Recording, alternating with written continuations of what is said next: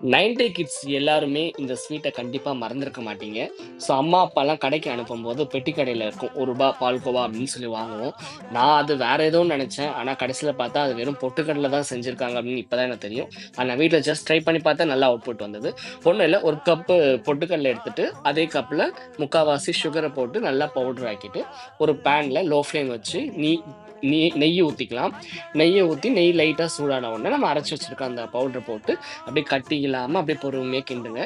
கிண்டிட்டே இருக்கணும். ஏன் அப்படின்னா, லைட்டா விட்டாலும் அது அடி பிடிக்க ஆரம்பிச்சுரும். ஸோ சின்ன வயசுல பார்த்தீங்கன்னா, அது ரூ. 1 தான். ஸோ அது ஒண்ணு சாப்பிடும்போது அது என்னமோ ஒரு பெரிய இத சாதிச்ச மாரி இருக்கும், வாங்கி சாப்பிட்ட மாரி. ஸோ அத நான் ஈஸியா வீட்லயே செஞ்சுட்டேன். ஸோ கொஞ்சம் லைட்டா வாசனைக்கு இது கேர்டமம் பவுடர் வந்து போட்டுட்டு, அத வந்து ஒரு பிளேட்ல கொஞ்சம் ஆற வச்சுட்டேன்.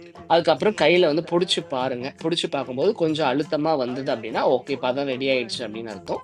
அதுக்கப்புறம் ஒரு ரெக்டாங்கிளோ, ஸ்கொயரோ நம்மகிட்ட என்ன ஷேப் இருக்கோ, அந்த ஷேப்ல போட்டு ஒரு 1/2 அன் ஹவர்லேருந்து 1 ஹவர் அப்படியே விட்டீங்கன்னா, லைட்டா கலர் மாறி ஒரு மாரி கட்டியா வந்துரும். அதுக்கப்புறம் பிளேட்ல மாத்தி நம்மளுக்கு என்ன ஷேப்ல வேணும் அப்படின்னா, சைஸ் போட்டுக்கலாம்.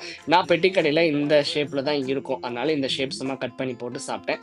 உண்மையாவே ரொம்ப நல்லா இருந்துச்சு. எனக்கு அதுவும் இல்லாம இந்த திருப்பதி லட்டு சாப்பிடுற ஃப்ளேவர் லைட்டா வந்தது. மேபி அது ஏலக்காய் பொடி போட்டனாலயா என்னன்னு தெரியல.